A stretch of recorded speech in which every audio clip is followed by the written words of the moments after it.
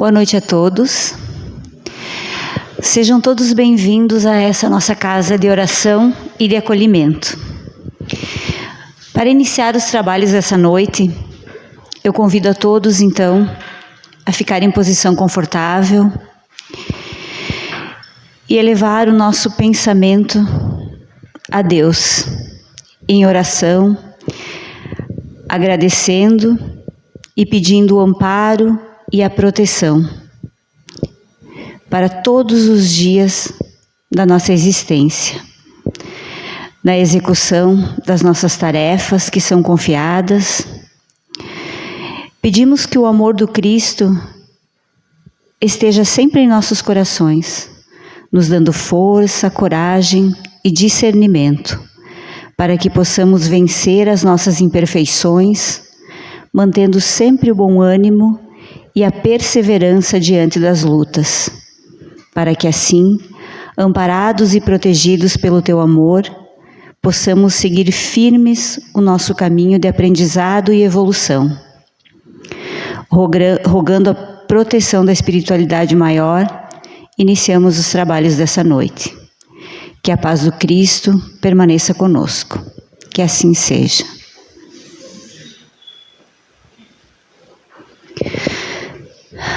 Então, meus irmãos, para essa noite, eu preparei um material para a gente conversar um pouco sobre a dor e o sofrimento. Hoje nós estamos sem o recurso da imagem, mas a conversa segue da mesma maneira. Então, o título que eu preparei é Compreendendo a Dor para Superar o Sofrimento. E aí nós vamos falar um pouquinho sobre esse tema. Falar sobre dor e sofrimento não é assim tão agradável. A gente não gosta normalmente de falar de coisas que não são boas, que não são agradáveis aos nossos ouvidos e ao nosso coração principalmente. Mas quando nós falamos em dor e sofrimento e trazemos isso à luz da doutrina espírita, nós vamos entender que falar de dor e sofrimento é também falar do Cristo. Porque o Cristo, quando viveu aqui, ele passou também pela dor e pelo sofrimento. Só que ele conseguiu trazer luz a esses acontecimentos e nos ensinou tantas coisas boas, como o amor, a caridade, a justiça, a paz, mesmo em meio à dor e ao sofrimento. Então, nós vamos focar a nossa conversa mais no entender e no aceitar essa condição de dor e sofrimento que ainda é inerente a nós encarnados aqui na Terra. E a manifestação da dor, ela é algo muito pessoal, muito particular, porque cada um de nós sente e entende a dor e o sofrimento quando eles vêm até nós de uma maneira. Isso vai depender muito do nosso estágio evolutivo, da maneira que nós enxergamos o mundo, da forma com que nós nos relacionamos com o outro. E por que é importante que a gente converse sobre isso, que a gente entenda um pouco sobre as dores e o sofrimento? Para que a gente possa ter um bom entendimento e principalmente um bom enfrentamento dessas batalhas. Porque como estamos aqui no mundo de provas e expiações, a dor e o sofrimento vão chegar em algum momento até nós. Então nós precisamos ter esse entendimento do porquê passamos por isso, para que a gente possa, a partir daí, enfrentar e evoluir. Primeiro vamos entender o que é dor e o que é sofrimento. Porque quando a gente fala essas duas palavras em uma única frase, a gente tem a impressão que estamos falando da mesma coisa, parece redundante. Só que não é bem assim. A dor, ela pode ser sentida de uma forma física, né, como é nos explicado. Então, a dor física, ela é aquela sensação de desconforto que vem de uma queda, de uma contusão, de uma moléstia do corpo. Ela pode também vir na forma moral ou emocional, como se diz, que aí é aquela dor que vai ser causada pelos acontecimentos da vida, que são, por exemplo, a perda de um ente querido, a perda de um trabalho, uma humilhação sofrida, uma rejeição, um abandono. Vão ser dores emocionais, né, ou dores morais. Tem uma frase muito conhecida que diz o seguinte: a dor é inevitável, o sofrimento é opcional. E talvez essa frase seja uma das melhores para que a gente possa entender a diferença entre a dor e o sofrimento. A dor, então, ela é inerente à nossa vida. Ela vai acontecer. Em um momento ou outro, nós vamos ter que enfrentar algum momento de dor. Já o sofrimento, ele é o apego à dor. Então ele é diferente, por isso que se diz que ele é opcional. O sofrimento, para a gente entender um pouquinho melhor, se nós estamos passando por uma dor e o sofrimento é o apego a essa dor, normalmente o sofrimento vem de nós estarmos tendo um tipo de comportamento, um tipo de atitude que está gerando em nós uma dor, e nós continuamos fazendo por apego, por não entender que aquilo não é bom para nós. E aí nós continuamos agindo da mesma maneira, pensando da mesma forma e gerando em nós o sofrimento. Então a dor sempre virá na nossa vida, ela é inevitável. O que muda é a forma com que nós vamos olhar para ela e o que nós vamos fazer a partir dela. Aceitar e vivê-la com resignação ou se revoltar e gerar mais sofrimento. E lá no Evangelho segundo o Espiritismo, no capítulo 9, no item 7, ele vai nos dizer: a dor é uma bênção que Deus envia aos seus eleitos. Não vos aflijais, portanto, quando sofrerdes, mas pelo contrário, bendizei a Deus Todo-Poderoso, que vos marcou com a dor nesse mundo para a glória no céu. Então aqui ele quer nos dizer que a dor, quando bem compreendida, ela vai ser um ponto de partida para a nossa evolução. Mas qual é o nosso posicionamento hoje, da forma que nós estamos diante da dor? Será que nós temos um posicionamento de entrega ou de revolta?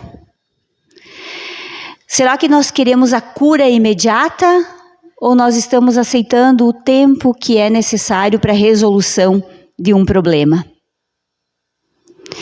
Para nós entendermos o que o Evangelho quer nos dizer com a dor é uma bênção enviada aos seus eleitos, primeiro a gente vai entender quem são os eleitos. Os eleitos somos todos nós, que estamos aqui com a oportunidade do refazimento, porque nós temos hoje todas as possibilidades para nós evoluirmos. Então, todos nós somos eleitos. E a dor é uma bênção porque é através dela que ainda, pelo menos no estágio evolutivo que nós estamos, é através dela que nós conseguimos entender, que nós conseguimos parar para refletir e a partir disso fazer as mudanças que são necessárias para que a gente não sofra. E quando nós falamos em sofrimento, Buda foi um grande estudioso do sofrimento humano. E é ele que é responsável por apresentar para nós o que ele chamou das 4 nobres verdades sobre o sofrimento. E ao estudar o sofrimento, naquela época então, Buda trouxe a palavra insatisfação muito ligada ao sofrimento. Então, em sânscrito, a palavra sofrimento significa dukkha. E a tradução de dukkha é insatisfação. Então, Buda ligava muito o sofrimento ao fato de nós sermos seres insatisfeitos. Então, as 4 grandes verdades que ele fala são as seguintes. A primeira é que a dor existe. Então, a dor não é uma coisa inventada, ela é real, existe. A segunda é que toda dor tem uma causa. Então, se nós estamos sofrendo, existe um motivo pelo qual nós estamos passando por isso. A terceira é que há um caminho que leva ao fim do sofrimento. Então, a dor existe, a dor tem uma causa, mas existe um caminho que pode levar ao fim desse sofrimento. E na quarta verdade, ele vai explicar então qual é o caminho, quais são os mecanismos que levam a esse caminho para a gente cessar o sofrimento, que é viver, pensar e sentir de forma reta. Então esse é o primeiro ensinamento. O segundo é ter a consciência tranquila. E o terceiro é ter um coração que ame verdadeiramente a si próprio, ao outro e ame a vida. Então, em um resumo, Buda diz que esses são os mecanismos que nós podemos utilizar para dar fim aos nossos sofrimentos. E isso, aqui tem duas coisas que nos chamam a atenção. A primeira é que ela vem muito de encontro ao que a doutrina espírita também nos fala. A doutrina espírita prega que nós precisamos estar constantemente nos melhorando, evoluindo, fazendo a nossa reforma íntima, para que a gente se torne cada vez espíritos melhores, para que a gente possa ter paz. E o segundo que chama a atenção é quando ele diz que para eliminar o sofrimento nós precisamos ter a consciência tranquila. E talvez essa seja uma das maiores dificuldades nossas, esse ter a consciência tranquila. Porque nós ainda guardamos muita culpa dentro de nós. Então a nossa consciência ela é muito inteligente. Quando nós praticamos alguma coisa errada, quando nós nos equivocamos em alguma escolha, por mais que ninguém nos cobre, a nossa consciência entende que nós fizemos algo de errado. E ela rapidamente busca mecanismos que acionam essa culpa em nós e começa então o processo de punição. E aí nós não conseguimos ter essa paz que ele fala, porque nós ficamos nos auto-punindo. Então, por isso que para nós, espíritos como nós nos encontramos hoje, ainda não é fácil ter essa consciência tranquila. Porque nós ainda somos frequentemente chamados a esses acertos, esses ajustes. E eles não são externos, eles são internos. E Joana de Ângeles, no livro Momentos de Consciência, ela também vai nos dizer o seguinte: a culpa surge como uma forma de catarse necessária para a libertação de conflitos. Então Joana diz que o nosso espírito ele pede incessantemente por limpeza, que inconscientemente nós pedimos para nos purificar. E ela diz também que a culpa em si, ela não é algo, não é nociva, ela não nos faz tão mal assim, desde que ela seja usada apenas como um mecanismo para que a gente mude a partir dali. Nós não podemos viver na culpa. Joana de Ângeles diz que a culpa é muito importante nesse processo de reajuste. Mas nós não podemos nos apegar e viver na culpa, que é o que muitos de nós fazem, né? Nós acabamos sentindo culpa e não conseguimos sair daquele sentimento nocivo para nós. Então, Joana de Ângeles vai nos dizer que nós precisamos transformar esse sentimento de culpa em responsabilidade. E aí, a partir do momento que a gente transforma a culpa em responsabilidade, é aí que nós começamos a crescer e a evoluir como pessoas. Porque aí nós trabalhamos a nossa paciência, a nossa resiliência, nós começamos a entender o porquê da necessidade das mudanças. E é aí que ela nos diz que talvez a culpa possa ser um ponto de partida para que a gente avance nessa nossa marcha de evolução, desde que entendemos, estamos errados, sim, estamos errados, aceitamos isso e a partir daquele momento pegamos essa responsabilidade para nós e vamos em busca dessa transformação. No Livro dos Espíritos, também lá na questão 255, Kardec vai questionar, vai fazer a seguinte pergunta aos espíritos. Quando um espírito diz que sofre, de que natureza é o seu sofrimento?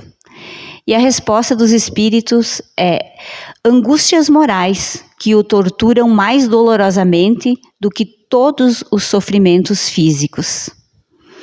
Então, nessa questão, Kardec vai nos dizer que as dores do espírito são muito mais pesadas para um espírito do que a dor física. E aí, ele nos diz também, vai nos explicar de alguma forma as questões das dores morais. E aí, aqui ele se refere a um espírito quando desencarnado. A pergunta que ele faz é, de alguma maneira, mais simples para a gente entender. Kardec pergunta, como pode um espírito que já desencarnou continuar sofrendo? E aí os espíritos respondem que sim, que eles podem continuar sofrendo, porém de uma dor diferente, agora de uma dor a nível moral e não mais físico. Mas ele ainda vai nos explicando que essa dor moral pode às vezes se apresentar como uma sensação física. Então, logo após o desencarne, quando o espírito ainda está naquele processo de desenlace, ele pode sentir dores que ele sentia enquanto encarnado, ele pode continuar sentindo depois do desencarne. A sensação da dor. Ele não vai estar sentindo dor porque ele não tem mais o corpo físico, mas ele pode ter a sensação da dor, ainda daquela dor física que ele talvez viveu por muito tempo aqui na carne. E aí a gente se pergunta, mas por que? Como o espírito continua sofrendo? Porque talvez ele não teve o preparo, ele não teve o entendimento, né, do desencarne. Aí então ele fez essa mudança, né, de encarnado para desencarnado, mas continuou ainda sentindo essa reminiscência de dor. E a outra dor que Kardec explica é a dor moral por dores de consciência.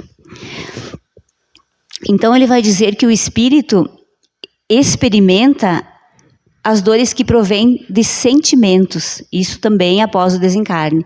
Aquelas dores morais, dores do espírito, que é aquela dor daquilo que eu não fiz, a dor daquele caminho que eu desviei, das coisas que eu deixei de fazer. Então, quando nós desencarnamos, a nossa consciência se torna muito mais latente. Então, todas as coisas para nós, os sentimentos, tudo se torna muito claro. E então esse espírito passa a sofrer porque ele toma consciência daquilo que ele deveria ter feito e não fez. Então ele chama isso das dores da consciência. E aqui é importante a gente lembrar do quanto é necessário que nós busquemos sempre o nosso melhoramento, que a gente estude, que a gente entenda, seja a doutrina espírita, seja qualquer outra religião, mas que a gente tenha esse entendimento de como as coisas acontecem. Porque quanto mais instruído o espírito for, menor vai ser a propensão a ele sentir essas dores após o desencarne. Quanto melhor o seu entendimento, menor esse sofrimento que ele pode passar. E ainda Leon Denis vai nos dizer que a dor não é um castigo, mas é um recurso pedagógico. Que a dor bem compreendida ensina e serve até como terapia. E ele diz também que uma vez aprendida a lição, nós não temos mais necessidade de passar por aquilo novamente. Então, para nós entendermos essa questão da dor como um recurso pedagógico, vamos pensar em nós hoje como nós estamos. Digamos que nós somos um ser que nutrimos muita mágoa. Aí nós passamos dias, meses, anos nutrindo mágoa. Esse sentimento, ele vai acabar gerando em nós danos, não só emocionais, mas danos físicos. Porque a gente já sabe que os sentimentos que não são bons, quando alimentados por muito tempo, eles acabam indo para o nosso corpo, gerando doenças no nosso corpo. Então, vamos dar o exemplo, né, que essa nossa mágoa, repetida por muito tempo, ela gerou doenças no nosso corpo físico. Mas chegou um dia que eu entendi que o excesso de mágoa que eu guardava estava trazendo para mim um dano para o meu corpo físico. Então eu fui em busca do reajuste. Eu perdoei, eu fui atrás de entender, de aceitar, e eu curei em mim essas mágoas. Depois de um tempo, o meu corpo físico também sentiu as melhoras da doença que eu tinha, tudo certo, entendido, superada a mágoa, restaurado o corpo físico. Pode acontecer também de eu ter entendido essa mágoa temporariamente e um tempo depois eu tive alguma dificuldade e não consegui superar, voltei no processo da mágoa, voltei então a ter a minha energia desalinhada e isso fez com que a enfermidade voltasse. Então, a dor é um recurso pedagógico, por quê? Porque ela ensina, mas nós precisamos aprender com ela. Para fazer os ajustes, nós precisamos internalizar esse aprendizado, porque eu posso entender ela hoje, mas amanhã eu já esqueci, então eu vou voltar de novo a repetir os mesmos erros. E as nossas energias precisam estar alinhadas para que o nosso corpo físico não adoeça. Então eu posso temporariamente aprender uma coisa e desaprender. O ideal seria que eu aprendesse a lição e não voltasse mais atrás. Então eu vou ajustar o meu espírito e, consequentemente, ajustar o meu corpo também.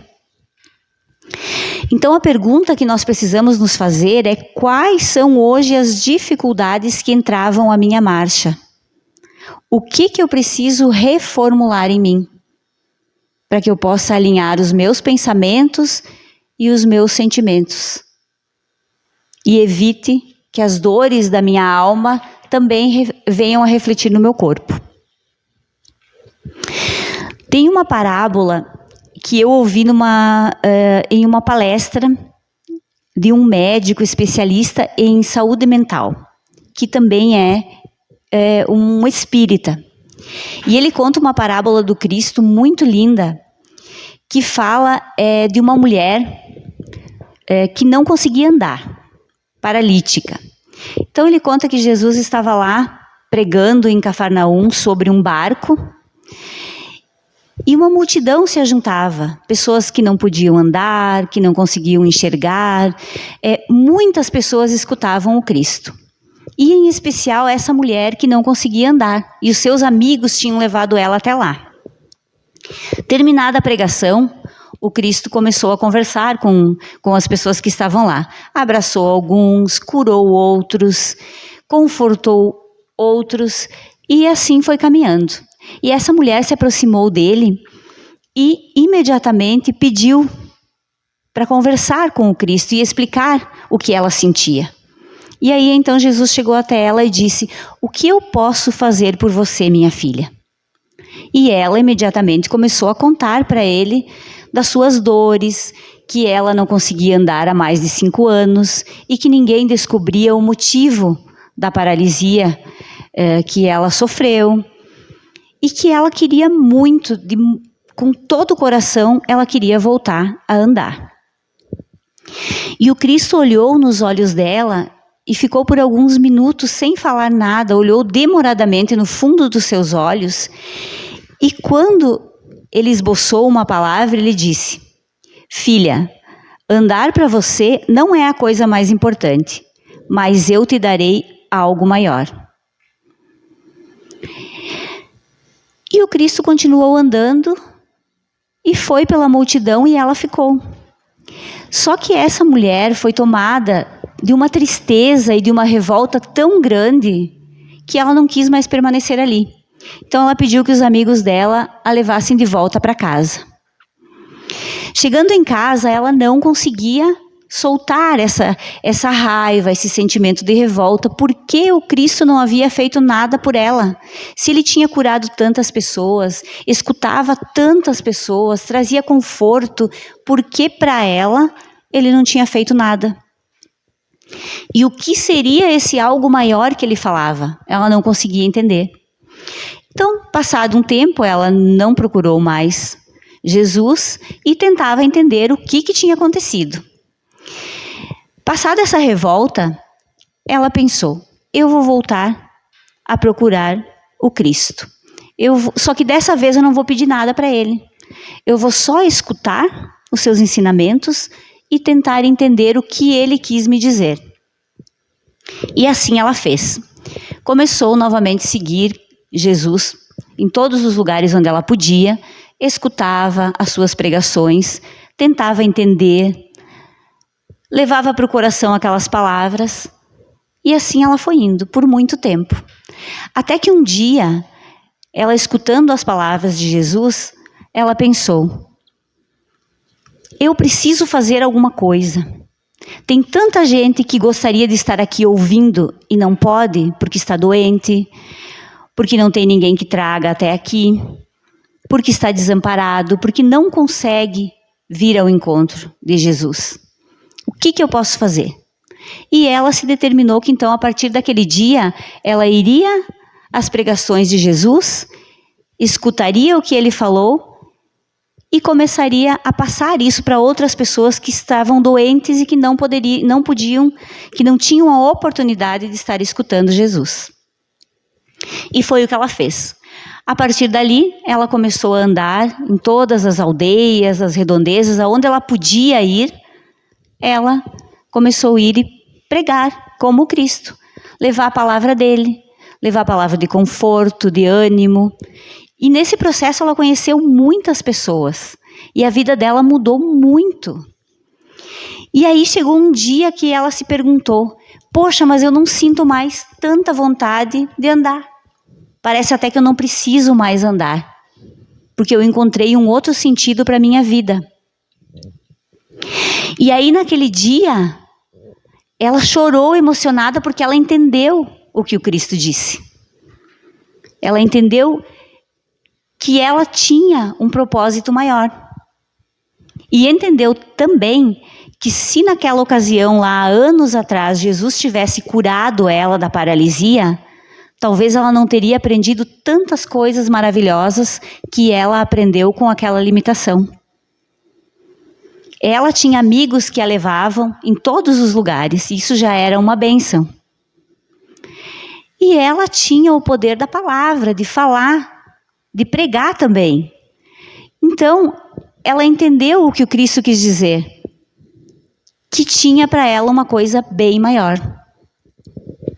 E o tempo foi passando, né? E essa mulher foi envelhecendo, e um dia ela desencarnou. E ela adentra o plano espiritual feliz, com a consciência tranquila e em paz. Porque ela entendeu que aquela paralisia das suas pernas não limitava ela em nada, em fazer as coisas as quais foram propostas para ela. E vejam como nós, escutando essas palavras, a gente pensa o quanto nós somos perfeitos de corpo, de mente, e o quanto nós ainda nos paralisamos diante da vida. Quanto nós perdemos as oportunidades que nós temos de ajudar, de auxiliar, de trazer uma palavra para alguém que precisa. E aí eu leio o Evangelho e ele diz, bem-aventurados os que sofrem. E eu não entendo nada do que o Evangelho me diz. Eu só entendo que é bom sofrer. E aí eu penso, nossa, mas como eu sofro. Mas eu sofro muito. Eu sofro por mim, eu sofro pelo meu irmão, eu sofro pela minha família, eu sofro pela humanidade. Nossa, mas então eu sou uma pessoa maravilhosa. Porque Jesus disse, bem-aventurados os que sofrem e os que choram. Então, se eu sofro e choro, eu estou no caminho certo. Eu sou uma bem-aventurada. Então, eu não entendi nada. Porque eu posso sofrer por mim e eu posso sofrer pelo outro, sim. Mas se eu não entender as razões pelas quais nós estamos os dois, eu, o outro e a humanidade sofrendo, e mais do que isso, eu não fizer nada para modificar isso, então eu não entendi nada. Porque a dor em si só, o sofrimento, ele não traz nenhum benefício, a menos que eu aprenda e que eu possa evoluir a partir dessa experiência. Então a gente precisa ter os olhos abertos, os ouvidos atentos, para que a gente possa entender realmente o que o Evangelho nos diz. Para que a gente possa fazer essa boa conexão e aproveitar todos os ensinamentos que ele nos traz. E quantas pessoas a gente ouve falar que diante de situações desafiadoras não se melhoram, não evoluem, não mudam as suas crenças, os seus padrões vibratórios. E aí, passada toda aquela tempestade, a pessoa diz, nossa, aquela dificuldade, aquela doença foi a melhor coisa que me aconteceu. Porque foi através dela que eu melhorei. Através dela que eu me modifiquei. E pense como é maravilhoso a gente poder dizer, eu sou responsável pelas minhas escolhas, eu sou responsável por mim mesma. Eu posso escolher o que eu faço com a minha dor. Se eu quero aceitar, sofrer com resignação e evoluir a partir dali, se eu quero me revoltar, se eu quero gritar, chorar, dizer que eu não aceito, se eu quero resolver as minhas pendências agora com o meu irmão, que eu tenho problema, ou se eu quero deixar de lado e levar para outra vida. Eu tenho essa possibilidade, eu tenho esse poder. E isso é maravilhoso, eu posso prolongar o meu sofrimento e eu posso amenizar o meu sofrimento. Olha que maravilhoso. Então, tudo depende muito de nós. E isso é muito bom. Nós não precisamos de ninguém que nos diga o que a gente tem que fazer. E se nós formos nos aprofundarmos, como o Buda fez lá na questão do sofrimento, e a gente for buscar as causas dos nossos sofrimentos, a gente também vai buscar lá no Evangelho, no capítulo 5, lá nas bem-aventuranças, ela vai nos falar das causas das aflições. E aí nós vamos ver que a maioria das nossas aflições tem causas atuais e não anteriores, como a gente costuma dizer. E o que são essas causas atuais? São os sofrimentos que estão no agora. Então, é a minha postura diante da vida. São as dificuldades que eu tenho de mudar aquilo que eu preciso mudar em mim. Então, é aquela mania que eu tenho de não querer mudar as minhas convicções, de achar que eu estou sempre certa, que o outro precisa se curvar aos meus desejos, que tudo tem que acontecer da forma que eu quero e não da forma que eu preciso. Isso também tem muito a ver com a forma que eu me relaciono com a minha família, com os meus amigos, no meu trabalho. Que tipo de relacionamento eu estou gerando? Muitas das nossas aflições estão ligadas a isso, de como eu me comporto hoje. E aí vocês vão me perguntar, mas e as causas anteriores que o Evangelho fala, não podem também ser os motivos das dores? Podem. Podem e muitas vezes são. O que são as causas anteriores? São as limitações de nascença que a gente traz, expiações que a criatura já traz consigo de berço, fatalidades sem causa aparente. Tudo isso também pode contribuir para os sofrimentos e para as dores que eu vivencio hoje. Pode. Mas é seguro dizer que a maioria das nossas dores estão no agora. Isso é bom? ou é ruim? Isso é bom. Porque se elas estão no agora, eu tenho mais domínio ainda sobre elas. Porque a gente tem muito aquela mania de dizer assim, mas se eu estou sofrendo isso agora, é alguma coisa do passado, porque eu não lembro. Nessa vida, eu não fiz nada de errado, não. Deve ser alguma coisa lá atrás. E por que a gente faz isso? A gente faz isso para se eximir da culpa.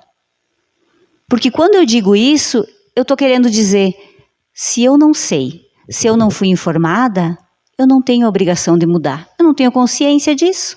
Deixa para lá. Então é mais difícil aceitar que a maioria das nossas dores são causadas pelo agora, e é mais interessante para nós dizer que elas são causadas por vidas passadas, por erros anteriores cometidos, né? E assim nós vamos protelando o nosso melhoramento. Outra coisa que é importante nós pensarmos também é na questão dos nossos sentimentos inferiores que nós ainda trazemos. Nós temos uma mania, um vício de achar que pequenos sentimentos inferiores não influenciam em nada no nosso dia a dia. Uma invejazinha, né? Todo mundo tem. Querer uma coisa que o outro tem. Todo mundo, de vez em quando, né? Gostaria de ter o que o outro tem. Uma mágoazinha todo mundo guarda. Não. Nós não podemos pensar dessa maneira. Pensa num sofrimento maior do que o que experimenta uma pessoa que nutre dentro dela a inveja. É um sofrimento terrível. Pensa você querer a todo momento ter aquilo que o outro tem. Ser aquilo que o outro é. Viver a vida que o outro vive e não conseguir. Porque nós não vamos conseguir viver a vida do outro e nem ter exatamente o que o outro tem. Porque aquilo que ele está vivendo é para ele viver. É aquilo que é conveniente para ele no aprendizado dele, na caminhada dele. E o que nós vivemos é para nós. É para nossa evolução.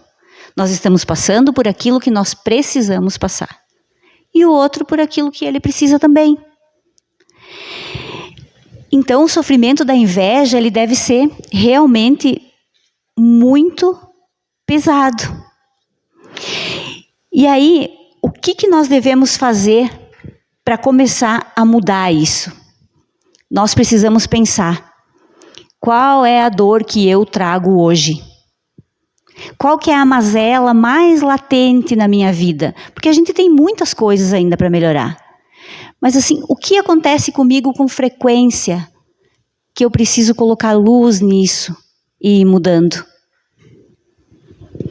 E aí depois, quando a gente encontrar a resposta para isso, nós vamos também precisar entender que a espiritualidade, ela só opera mudanças quando ela encontra em nós as portas abertas. Quando ela encontra solo fértil em nós. Nós precisamos desejar essa mudança. Podemos ter o apoio da espiritualidade, sim, sempre vamos ter. Mas a gente precisa estar com a mente e com o coração aberto. Precisamos sair desse sentimento de conformismo, de autopiedade e fazer essas pequenas mudanças que hoje já estão ao nosso alcance. E aí nós vamos sentindo que as coisas aos poucos vão melhorando. O processo é lento, mas nós precisamos iniciar esse processo. Mesmo diante da dor e do sofrimento, a gente precisa se movimentar. Então, para nós irmos concluindo, quando nós perguntamos para que serve a dor? Ou a dor é um castigo? É um castigo? A resposta é não. A dor, ela serve como um instrumento para que a gente melhore, mude e se transforme. Então, ela não é um castigo. Ela é uma forma de aprendizado. E ela serve para que a gente entenda as razões pelas quais nós estamos passando pelas dificuldades. E a partir daí que a gente levante e vá em busca de modificar esses pensamentos, esses sentimentos, todas essas atitudes que nos levam à dor e ao sofrimento. Muitas vezes a gente escuta as pessoas dizerem que sofrem, mas não entendem o porquê e não querem entender também. Querem viver aquele sofrimento. E aí é que está a coisa mais bonita e mais inteligente que a espiritualidade faz. Ela nos desperta através da dor, porque nós ainda não temos o entendimento de despertar pelo amor. Então ela nos desperta através da dor para que a gente pegue aquele gancho e vá em frente, se desenvolva, cresça. Nós precisamos parar de achar desculpas e aproveitar a oportunidade que nós estamos tendo hoje. Nós estamos em uma família que é o nosso primeiro apoio. Os nossos familiares são as pessoas que vieram junto com a gente para aprender e também para nos ajudar. Eles são os primeiros que apontam para nós o caminho, só que a gente não enxerga. Eles passam a maior parte do tempo com a gente. Irmãos, pais. Então eles são os primeiros que dão os indícios daquilo que a gente precisa melhorar. Das nossas mazelas. Eles apontam para nós o caminho. Por mais difíceis que eles sejam às vezes, a função deles é o apoio e o auxílio, assim como nós fizemos com eles também. Nós também servimos de apoio e de auxílio para que essas pessoas do nosso núcleo familiar aprendam com a gente, ensinem e que a gente vá evoluindo junto. E o que a gente faz na maioria das vezes? Essas pessoas são as primeiras que nós soltamos a nossa raiva, a nossa amargura, que nós brigamos, desprezamos. E são as pessoas que nós deveríamos amar, que nós deveríamos agradecer por elas estarem ali nos apoiando. Então, essas relações que nós temos, elas devem ser abençoadas e agradecidas todos os dias. E não só na família. Os amigos, o trabalho, todas essas oportunidades são ferramentas que a espiritualidade nos dá para que a gente possa evoluir como pessoa, como espírito. Então a gente precisa agradecer a presença de todas essas pessoas na nossa vida. Então, a última pergunta. Então, por que nós sofremos? Sofremos porque ainda nos falta amor verdadeiro no coração, coragem de reconhecer as nossas faltas e de buscar melhorar. Então, a dor, ela serve como uma reconciliação conosco mesmo. Ela é a oportunidade que nós temos. E nós somos todos os dias chamados a fazer os nossos reajustes. Só que às vezes a gente não escuta, às vezes a gente não está muito atento, em outras vezes a gente não quer escutar, quer deixar para lá. E aí chega a doutrina espírita na nossa vida como esse apoio também. Porque através dos ensinamentos da doutrina espírita, a gente aprende muito. A gente entende que a vida não acaba aqui, que nós estamos nos preparando para nos tornarmos espíritos melhores. Nós entendemos a importância de cada pessoa na nossa vida e tantas outras maravilhas que nós aprendemos. Então é muito importante que a gente exercite a nossa fé, seja na casa espírita, seja em qualquer outro templo, que seja do desejo de cada um.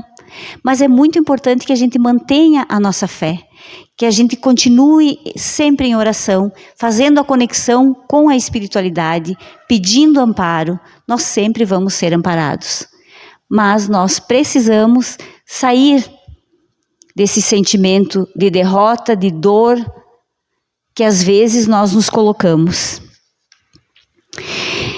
Então, para finalizar, nós precisamos assumir as nossas responsabilidades, reparar os nossos erros e caminhar, vencendo todas as dores e curando todas as nossas mazelas, para atingirmos a perfeição, que é fatalmente o nosso destino. Então, meus irmãos, eram essas as reflexões, a conversa que a gente tinha para essa noite. Agradeço então a atenção de todos e vamos fazer a nossa prece final. Então, elevamos novamente o nosso pensamento em oração a Deus e agradecemos agora por todas as nossas dores, pelas oportunidades que estamos tendo de fazer esse processo de depuração dos nossos erros passados e presentes. Que possamos enfrentar a partir de hoje as nossas dores com fé e otimismo, entendendo que a dor é passageira e nos levará a um futuro de mais amor e entendimento. Que possamos ser luz em nossa vida e na vida dos outros, daqueles que compartilham conosco a maravilhosa jornada do aprendizado. Te agradecemos, Senhor, pela saúde do corpo e da mente, e te pedimos paz e proteção. Que a tua luz ilumine nossos caminhos hoje e sempre. Que assim seja.